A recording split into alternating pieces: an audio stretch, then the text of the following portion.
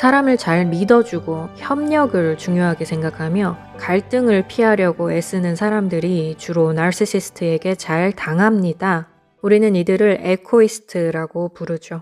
이 에코이스트들은 사실 전혀 공격적이지가 않기 때문에 못된 사람들에게 휘둘릴 가능성이 크다고 합니다. 그래서 이들을 위해 인지행동 치료에서 자주 쓰이는 치료법은 적극적인 주장 훈련이라고 해요. 제 채널의 거의 모든 대처법들은 이 적극적인 주장 훈련을 도와주는 방법들이라고 보시면 됩니다. 오늘은 여러분이 제목에서 보셨듯이 나르시시스트가 두려워하는 사람이 누구인지를 말씀드릴 텐데요. 영상 후반에서는 우리가 나르시시스트들 앞에서 두려운 존재가 되기 위한 한 가지 구체적인 팁을 드리려고 합니다. 들어보시고 본인의 상황에 맞게 잘 적용하시면 좋을 것 같아요. 사실 나르시시스트들은 그 누구보다도 가장 겁이 많은 사람들입니다. 자신의 가면이 벗겨지고 본 모습이 노출될까봐, 자신의 진짜 생각들이 사람들 앞에 드러날까봐 늘 공포 속에서 살아가죠. 이 사실을 잘 모르는 사람들은 그들의 사납고 냉정한 모습 때문에 이들이 굉장히 강하고 용감한 줄로 오해합니다. 그래서 이들 앞에서 더 위축되고 더 괴롭힘을 당하게 되죠. 이들의 실제 심리를 파악하면 할수록 그들을 다루는 법을 좀 더 이해할 수가 있게 됩니다. 그래서 저는 의외로 겁이 많은 이 나르시시스트의 심리에 대해 좀 더 깊이 다루는 영상들을 계속해서 올리고 있어요. 이들은 다른 사람들을 지배하고 이용하는 냉정한 사람이고 싶어 하는데 동시에 선한 이미지까지 지켜야 한다는 강박에 사로잡혀서 살고 있습니다. 그래서 늘 다른 사람이 가진 단점이나 흠을 굉장히 잘 파악해요. 이 단점이나 흠을 이용하면 사람들을 자기 뜻대로 움직이기가 쉬워지거든요. 다른 사람의 흠과 단점을 비판하고 비난하면서 자신이 그들보다 우월하고 선한 존재라는 것을 증명하고 싶어 합니다. 이러한 심리 때문에 이들은 흠과 단점이 안 보이는 사람들을 어려워합니다. 즉, 자기가 잘 모르는 사람들을 두려워하는 마음이 기본적으로 깔려 있어요. 자신과 전혀 상관없는 불특정 다수를 그렇게 신경 쓰는 이유가 바로 여기에 있습니다. 이들은 자신이 모르는 사람들한테 잘 보이려고 참 노력을 많이 하죠. 가까운 관계일수록 무시하고 괴롭히는 경향이 있습니다. 가까울수록 흠이 잘 보여서 만만하니까요. 그런데 모르는 사람들을 무서워하기도 하지만 이 나르시시스트가 정말 두려워하는 사람들은 따로 있습니다. 나르시시스트는 사람을 세 가지로 나눈다고 말씀드렸었죠. 승자와 패자 그리고 모르는 사람. 이들이 더 무서워하는 사람들은 바로 자신이 지배하지 못하는 사람, 자신이 조종할 수 없는 강자들입니다. 자신의 가스라이팅도 먹히지 않고 자신이 무슨 말을 해도 믿어주지 않고 자신이 아무리 불쌍한 척을 해도 꿈쩍도 안 하는 그런 사람들을 두려워해요. 나르시시스트들은 이런 사람들을 강자라고 생각합니다. 그래서 본인이 강자가 되고 싶어서 가스라이팅을 하고 약자의 말을 믿지 않고 약자가 아무리 힘들어해도 눈 하나 깜빡하지 않고 공감하지 않는 거예요. 약자가 절대 무시 못하는 두려운 존재가 되기 위해서 말이에요. 여러분이 이런 나르시시스트에게 억울한 일을 당하고 이를 바로잡아야겠다라는 생각이 들 때는 그들을 비판하기 전에 준비해야 할 것이 있습니다.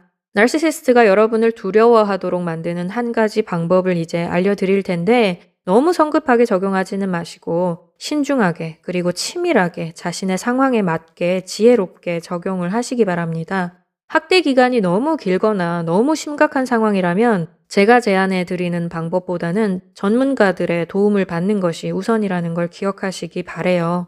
암튼 여러분이 이들과 대면해서 이들의 잘못된 점을 비판하기 전에는 반드시 준비해야 할 것이 있는데 바로 그들의 잘못된 행위에 대해서 증거를 3개 이상 미리 찾아두라는 거예요. 3가지 이상의 근거를 가지고 비판을 시작하면 상대방이 반박할 때 2번 이상은 재반박할 수 있게 됩니다. 나르시시스트의 잘못된 점을 지적하면 그들은 절대 가만히 있지 않죠. 어떻게든 반박을 하는데 이때 절대 움츠러들지 말고 바로 2번째 근거를 들이밀면서 재반박하는 거예요. 화내지 말고 감정적으로 흔들리지 않고 똑 부러지게 말하면 됩니다. 그러면 아마 나르시시스트가 또 반박을 할 거예요. 그러면 이제 여러분이 3번째 근거를 들이밀면서 또다시 재반박하는 거죠. 즉석에서 4개 이상의 변명거리를 생각해낼 사람은 거의 없다고 합니다. 나르시시스트가 3번을 반박해도 여러분이 흔들리지 않고 단호하게 입장을 고수하게 되면 아마 나르시시스트는 화를 내거나 소리치거나 도망가거나 아니면 눈물을 흘릴 수도 있습니다. 여러분에게 어떻게든 마음에 부담을 주려고 애를 쓸 거예요. 죄책감을 유발할 만한 모든 짓을 다 할 수도 있습니다. 그렇지만 나르시시스트가 이런 식으로 반응하더라도 계속해서 주장을 굽히지 않고 단호하게 버틴다면 그 이후로는 더는 여러분을 만만하게 보지 않을 겁니다. 여러분을 두려워하기 시작할 거예요. 절대 유쾌하지도 않고 절대 편안하지도 않은 이런 갈등 상황을 마주할 수 있어야 문제는 해결이 됩니다. 물론 오랜 기간 학대당하던 사람이나 계속해서 얼굴을 봐야 하는 상황이라면 갑자기 이런 자세를 취하는 게 쉽지 않을 거예요. 그러나 근본적으로 나르시시스트들이 얼마나 겁이 많은 사람인지에 대해 어느 정도 인식만 하더라도 각자 자신에게 맞게 지혜롭게 응용이 가능하지 않을까 싶습니다. 적어도 계속해서 복종하고 배려하고 잘해주는 것이 그렇게 좋은 방법이 아니라는 것만이라도 알아두시면 언젠가는 자신의 상황에 가장 적절한 대처법을 찾아낼 수 있지 않을까 싶어요. 여러분이 새로운 꿈을 가지고 도전하겠다고 마음 먹었을 때 나르시시스트라면 절대 여러분을 지지하지 않을 거예요. 네가 그걸 한다고? 제정신이야? 세상에 너보다 잘하는 사람들이 얼마나 많은데 생각이 있는 거야 없는 거야? 실패하면 어떻게 할 건데? 등등 사기를 완전히 떨어뜨리는 말들만 골라서 할 겁니다. 거기에 움츠리고 고개를 끄덕이면서 그래 다 소용없어. 다 부질없어 라고 동조하지 마세요. 대신에 자세를 똑바로 하고 고개를 꼿꼿하게 들고 카리스마 있는 눈빛으로 광선을 쏘듯이 그들의 눈을 바라보며 이렇게 말하시기 바랍니다. 그러면 세상에 의미 있는 게 뭐가 있지? 내 삶은 내 거고 내가 선택할 거니까 넌 두고 보기나 해. 내 선택이 옳다는 걸 분명히 증명해 줄 테니까.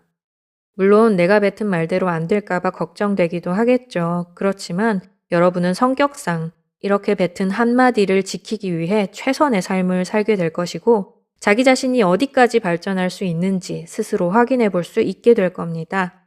인간은 진짜 원하는 것을 얻으면 방황을 멈추고 유혹에 흔들리지 않는다고 해요. 여러분의 꿈은 지위나 권력을 위한 것이 아니죠. 자신의 인격과 능력을 최대치로 끌어올려서 희망이 보이지 않는 이 어두운 사회 속에서 사람들 앞에서 빛이 되고 희망이 되는 그런 꿈을 꾸게 되시기 바랍니다. 아무리 애쓰고 힘쓰고 노력해도 안 되더라. 이 세상은 살아갈 가치가 없다. 라며 자신의 목숨까지도 포기하려는 수많은 사람들 앞에 아니라고, 그렇지 않다고, 분명히 살아남을 이유가 있다고 말해주는 그런 삶을 부디 살게 되시기 바랍니다. 오늘 이야기는 여기까지고요. 그럼 여러분의 모든 문제가 다 해결되기를 바라면서 저는 또 다음 시간에 뵙도록 하겠습니다.